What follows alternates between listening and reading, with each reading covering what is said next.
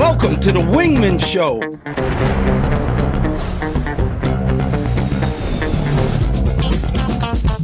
Welcome to the Wingmen Show. My name is Drew Brown, and my wingman, my man, the number one guy I know, Dr. Paul Thompson.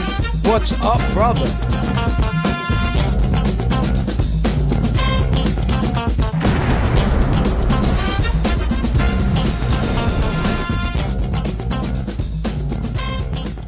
Welcome to the Wingmen Show. My name is Commander Drew Brown, and we are floating like butterflies and stinging like bees. Rumble, you two badass jet pilots, rumble.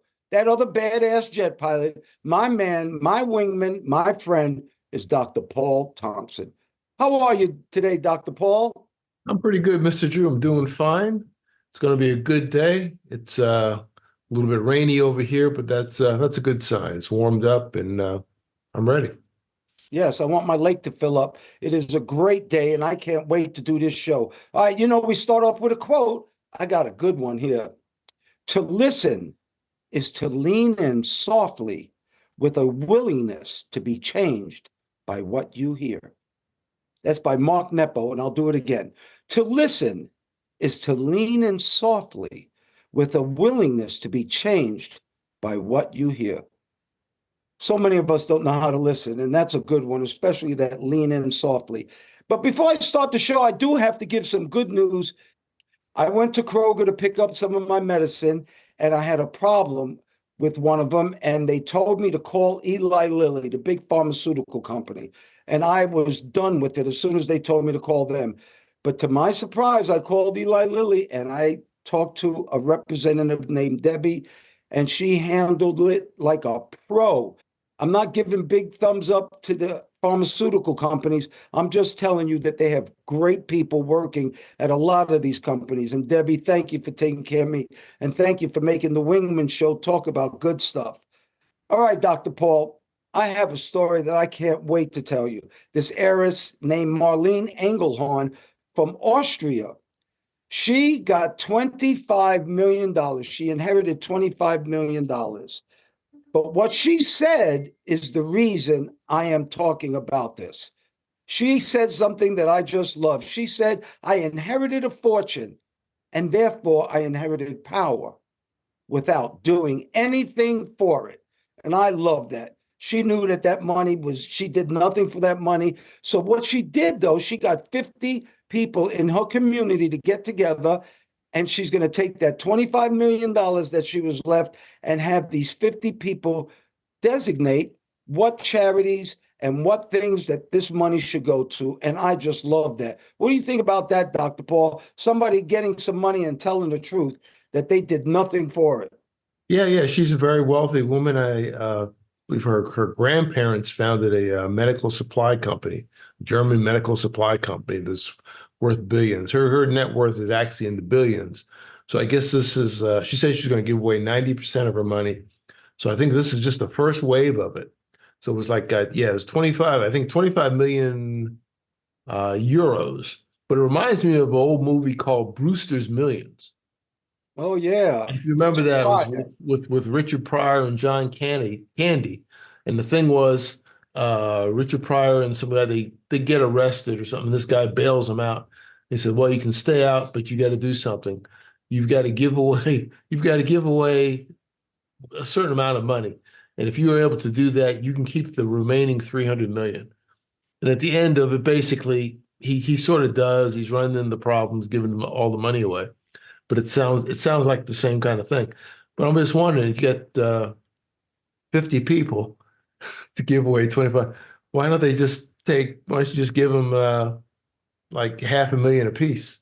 No, they got given it to the 50 million, Paul. She got 50 people to get together to work on different strategies of how to give her money away. Okay. All right. Okay. I mean, that'd be a simple way. Strategy is like, put it here. But that's good. I guess they'll be looking for different worthy causes, philanthropic organizations, people in need. Well, think about this, Dr. Paul. If you think that's a lot of money, what if I told you that two people, Rhonda Steicher and William Johnson, just gave $100 million to Spelman's Women's College in Atlanta. $100 million to Spelman College, and I believe it's the largest donation to an HBCU ever. And that is going to give a lot of scholarships to a lot of needy people. What about that, Paul? Yeah, that's 75% of that money is actually going to scholarships. 75% is going to scholarships, and the other 25% is, I guess, curriculum development. So I saw it. But Spelman is is an HBCU, historically black college, right next to Morehouse. Literally, they're separated by a driveway. One is male, one is female, and it's fairly small. The student population, I think, is about 2,500 or less. So that's good for them. Again, that was their benefactors are also billionaires. Some billionaires don't feel very good about HBCUs, but apparently that's a couple that do. And I believe the Miss Stryker has been on the board of Spelman from the 90s, almost 30 years. So I guess she's seeing what they can do, the positive impact they have on community. And she and her husband put some of their vast fortune behind it. They're multi-billionaires also. So that's a great contribution. Well, any billionaire that doesn't believe in an HBCU is an idiot. First of all, I am a product of an HBCU, and I probably had the best time, and I learned so much at Southern University in New Orleans. So HBCUs is something that I and Dr. Paul really believe in. But what we really believe in is education. We really believe in education, and we really believe that that's why we are successful, and that's why we are where we are. So I just found out something that just made me so happy, and I have to tell you about this, Dr. Paul. Life expectancy is associated with schooling. So how about this? If you went to primary, secondary, and tertiary, that's elementary, high school, and college, you have a 34% better chance at living longer than people who didn't go to school. And how about this? If you don't go to school, it's like smoking and heavy drinking for 10 years on your health. So actually, they have learned that going to school actually gives you a longer, healthier, and better life, which I always said, but I had no idea that it affected your health that way. Yeah. Dr. Paul, well, this is gold. So, the title of our thing is, you want to live longer, go to school, stay in school, or go back to school. Yeah, Dr. Paul. that's a campaign by itself. You were basically ahead of your time. But that's interesting. And I'm wondering how much of that is of psychological. The benefit is the psychological benefits, benefit you physically also, because learning new things, being open to learning new things, expands your brain, and that has obviously physical effects. If you look at a lot of folks who are not doing well, who haven't had that much opportunity, they have a very high obesity rate. They tend not to be wealthy people or doing that well. They tend to be very poor people, poor in spirit. So they're huge in body, kind of poor in spirit, but malnourished mentally and physically. There may be a tie-in between schooling and obesity. I just made that up, but there probably is a tie-in. That may be another study we can do. Without a doubt, if you're not smart, you don't do smart things. I'm sorry to say, you and I talk about this education all the time, Dr. P. We always talk about education, and we know that that is your way out, especially in this country. There are other countries like maybe India. It doesn't matter how much education you are. If you're in a certain class, you stay in that class. Well, that's not the way for America. Our President Barack Obama became president after Black people were enslaved 400 years ago. And that was all through education and good people. Yeah. Learn, read, pick up something, learn something every day. Even if you're not in the classroom, it's good to be in the classroom. You're not going to be in the classroom all your life, but your mentality of picking up information, doing something with it, something that you can keep. No one can take that from you. That's correct. like my dad used to say, son, because you're a jet pilot, they could strip you butt naked and put you in a whole nother country. And in a couple of years, you'll be flying an airplane for somebody somewhere.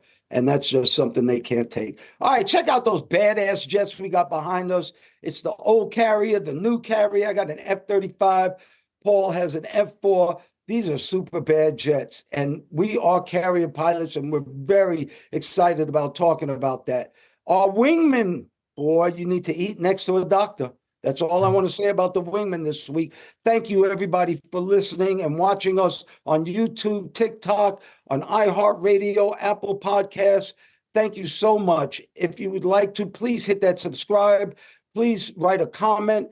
Support us. We really, really enjoy doing this show, and we're bringing a lot of good information to a lot of people, Dr. Paul. And we have a newsletter at wingmenshow.com. Wingmenshow.com. You can get our newsletter. And last week's newsletter was about adapting and accepting different cultures. Adapting and accepting different cultures. And on that website, wingmenshow.com, we have frequent flow line. Means you can ask us a question and we'll answer it. And I got one for us this week, Dr. Paul. All Good. right, this guy is he's an Air Force guy, 23-year-old sergeant from Luke Air Force Base in Glendale, Arizona. And he asked a very pertinent question. He said, how did we deal with racism in the military? Dr. Paul, go first. Okay, well, for me, I never had that as a primary concern. We say racism in the military would be like racism anywhere else. That was never a primary concern. My concern was always, what do I need to do? How is my performance? How do I need to improve? Some people like you, some people don't. In my case, most people did. I had, very, very few, in your face difficulties. Very, very, very, very few. But they can happen. I'm just going to say he's 23 years old. And I don't know, I can't see him, don't know what he looks like or anything. And he's someone who was obviously born at the turn of the century and realized that, Commander Drew and I were born in the middle of the last century. So our perceptions may be a little bit different. One of the things I've never been, I would say, hypersensitive. Again, I'm a native New Yorker. And I never grew up, was in a situation where everyone had to hug and kiss me every second. Society's changed considerably. So what is considered an offensive now, might not have been during my formative years. My attitude was just keep on going. That was just an individual thing. And I think most people, my group, my generation, followed that. Yeah, some stuff would happen. People were being beaten and hosed, and all kinds of stuff was going on. You guys call that over the top. So getting your feelings hurt was a lot different than getting killed or having your bones broken. So I didn't react to every little thing, and I would make an analogy with sports. Most sports have offense and defense. Team sports, let's say, offense and defense. And the purpose of the other team is to keep you from scoring. Does that mean you just stop? If I was playing basketball or football and someone's trying to block my shot, he's trying to block my shot. Oh, but do I just stop playing the game? I go home? No, I'm doing head fakes and doing all kinds of other stuff. And that's my attitude on everything. Yeah, everything's not perfect. I said this on a radio show years ago. I got the same question almost 40 years ago. Father Don Mowry. I remember I was on his broadcast, and someone called in, and they were talking about getting into commercial aviation, and they didn't think, I won't mention the name of the place, but they didn't think they would get a fair shot, in this city. So I said, well, and he kind of droned on and on and on and on about it, and I was kind of new in the business myself, and I simply said, well, go somewhere else. Go somewhere else. Go to another city. Try some other place. You got a problem. That's been my thing. And I wasn't thinking about the sports analogy of doing head fakes and fakes and doing running around the other end or doing deception. But if someone's being deceitful or hurtful to you, have a counter move. Maybe you got to be hurtful to them. If you have to, you have to.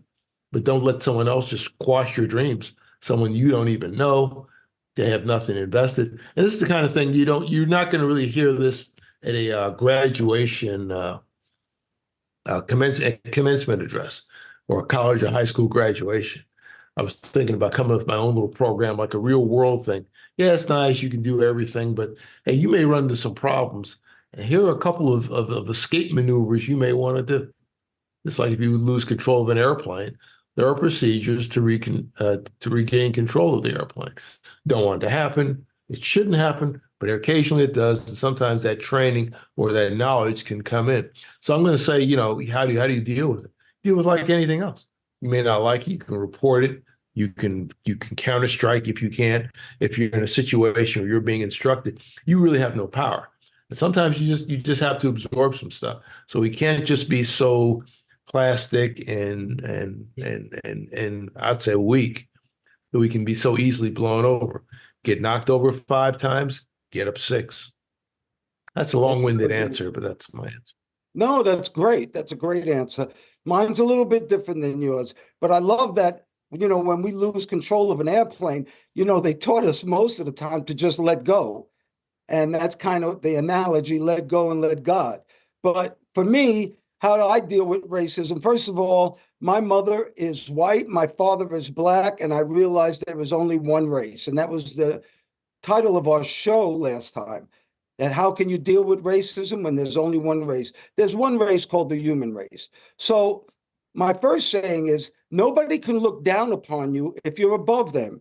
And if anybody looks down upon you because of the way you look or your religion or anything else like that, that means they're actually below you. So I've never really had somebody be racist towards me, and yet I have faced a lot of racism in the military, and it hurt me a lot. And I had to keep fighting. I am not one of those guys who walk under the radar. I am 6'5", I'm black, and people recognize me, and I have a big mouth too. I'm just like they are, if not better. That's how I always feel. And every time somebody has knocked me down, not only did I get up, but I got up better. So when I got a down in flying, let's say in formation, even though I shouldn't have gotten a down, matter of fact, I called my dad one time and I said, hey, they gave me a down means an unsat in flying formation. And he said, well, son, were you real good? I said, I wasn't that good, but if I was white, they would have passed me. And I could hear the silence on the phone. And he said, you dumbass, your black ass is in that airplane and you didn't fly that good and you want them to pass you? And it just hit me. It hit me like a rock in the head. I get better. Every time they gave me a down, I had to get a couple more flights and I excelled in everything. Every time they stopped me, I got better in that.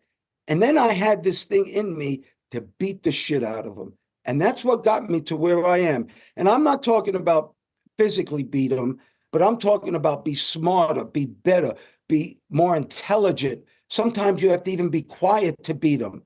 But I had something that I wanted to beat those guys. I wanted to beat them real bad, and I did.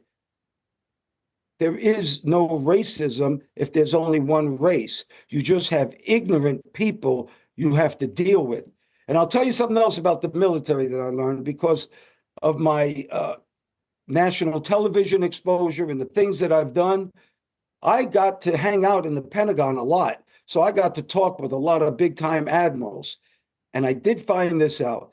Usually in the military, if you get past 06, if you become an admiral or a general, you are a different breed and you usually don't, and you probably don't have that racism in you. So it's only the smaller people that really have that. But my answer is yes. They tried to stop me and it just made me better. How about that, Dr. Paul? All right. That's good answer. Go ahead, say it. No, that's a very good answer. Thank you. I'm looking forward to the PSA. That brings me to a Wingmen PSA from the 11 facts in life. From fact number 6, avoid these 8 deadly sins. And the number 1 sin is pride. Pride. People with big egos have low self-esteem. Humility is power. Pride. Avoid those 8 deadly sins, and that's number 1. That's a big one there, Paul. Pride. People get shot because somebody steps on their foot and they go to jail for 20 years, and it's all because of their pride. Isn't that something? All right, Right. Dr. Paul, Yeah. Sports Illustrated is closing their doors. They've just announced to most of their people that Sports Illustrated will not be the great magazine that it used to be. And remember, we used to read Sports Illustrated all the time. People today might not even know what that really is, but Sports Illustrated was the #1 sports magazine in the world. And the reason that it affected me is because, believe it or not, my dad, Drew Bundini Brown, was on the cover of Sports Illustrated with Ali. And that was something real big for me. That was something big for my dad. But my favorite Sports Illustrated story is when they asked my dad, they said, Bundini Brown, you've trained Sugar Ray Robinson, you've trained Muhammad Ali. You know these fighters. Who could beat Muhammad Ali? And my father turned to him and said very quickly, Cassius Clay would kick his ass. That's my favorite Sports Illustrated story. What do you think about that, Dr. P? Yeah, 'cause that's the basic. Sports Illustrated is closing, but a lot of magazines and newspapers have, gone the way of the dinosaur. Yeah, Sports Illustrated is a mainstay. But if you go to, it's just saying the doctor's office, dentist's office, whatever, there are no magazines anymore. At least the places I go. There used to be tons of magazines, tons of old magazines. And Sports Illustrated was generally one of them because it appealed to so many people. And it was a big magazine too. Uh, I looked at many. I never subscribed, but I looked at many of them. But the thing is, things are online now. Life moves so quickly that printed matter can become old as soon as it's printed. So we're moving so quickly. The other day, I was walking through a magazine section of a Barnes and Noble. A lot of those closed in the last few years, but this one's open, and nobody was there. I just walked the whole length of the thing, and hundreds of magazines. And at one time when I was working, I used to buy them all the time. They have magazines and read and study different things while I was gone, but nobody was there. All the magazines were there. So I unfortunately look to see a lot of other magazine publishers go out of business or stop. You've got to have some customers. You don't even see people walking around with magazines. Everybody walks around with the phone in their hand and they're reading that way. But I That's still have, so true. old school books. I don't have a Kindle. I like to have a book in my hand. I like paper. Well, Dr. Paul, we talk about the gouge all the time, and that's what we try to give in our newsletter. And the gouge is just like insider information, or like we like to say, shit you need to know.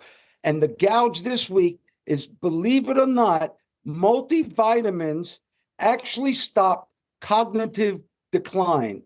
So it's the simplest thing you can do. If you're taking a multivitamin, you are actually going to help yourself with your cognitive aspects. In other words, you will start not losing so much as you get older if you take your multivitamin. And they just found this out, Dr. Paul. Yeah, that's good. That's encouraging. I had mine this morning, and I generally take them in the morning. That's good because sometimes the nutrition we get from foods, even the so-called health foods, are not as much as you really think because soils have been so overprocessed and damaged in the in the last 100 years. The nutrients in the soil are not as vibrant as we want them to be. So sensible supplementation makes sense. I say sensible because you can overdo everything and hurt yourself. But good set of vitamins, minerals with like the antioxidant vitamins with A, C, E, and selenium, maybe vitamin K2 and D3 will help you through. That's what I'm trying to do. If you saw my multivitamin box of the vitamins I take every day, it could choke a horse. I take a lot of vitamins because I'm doing everything I can to benefit myself. And they say that if you have a good diet and you eat correctly, you truly don't need that many vitamins. But I'm just doing it as backup. But I love that multivitamin will actually help stop cognitive decline as you get older. Well, Dr. Paul, the name of this show is The Wingmen Show. And when I said I teased the wingmen, I said you need to eat next to some doctors.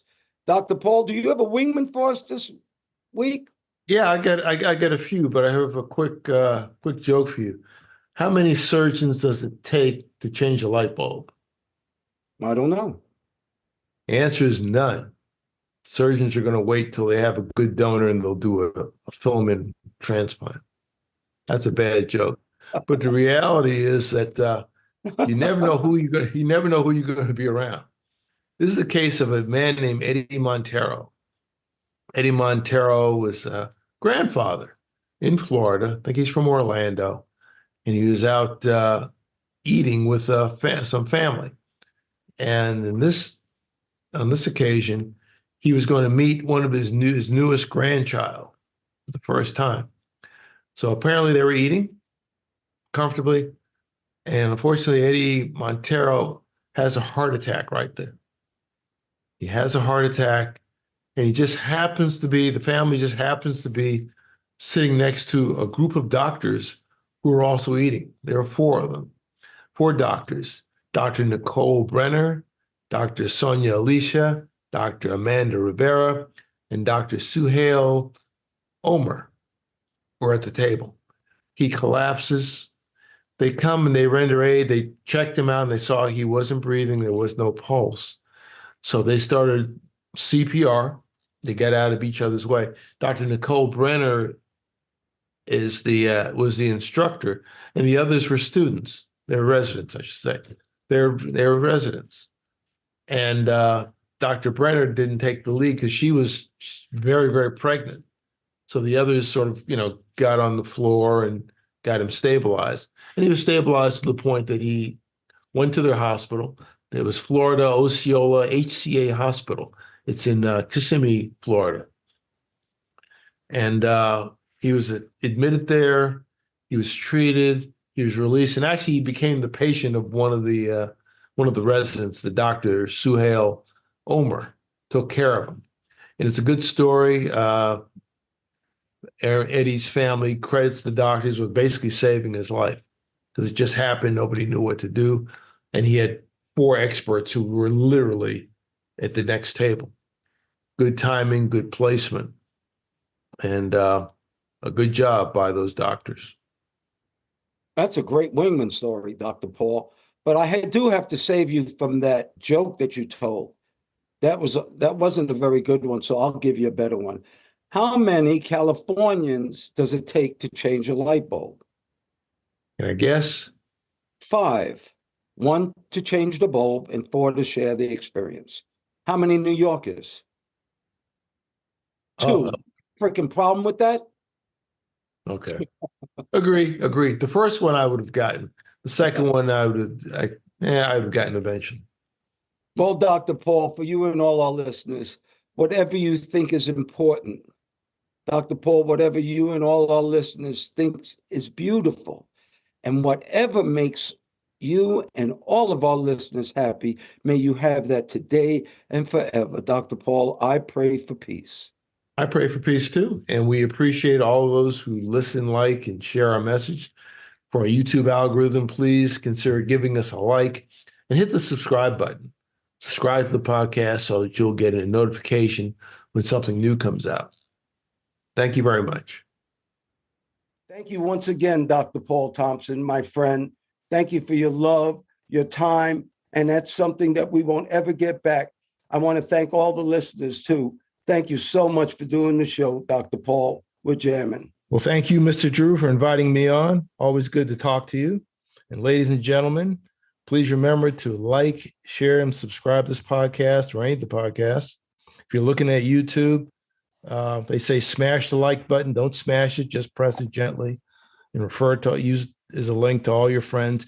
You can also look at us on our website, wingmenshow.com, WINGMEN show, SHOW.com altogether, TheWingmenShow.com. And we hope to see you in the future. Thanks again, Mr. Drew. Oh, you're welcome. And we're still floating like butterflies and stinging like bees. Rumble, you badass jet pilots, rumble. May there be peace on earth, and goodwill towards all men and women.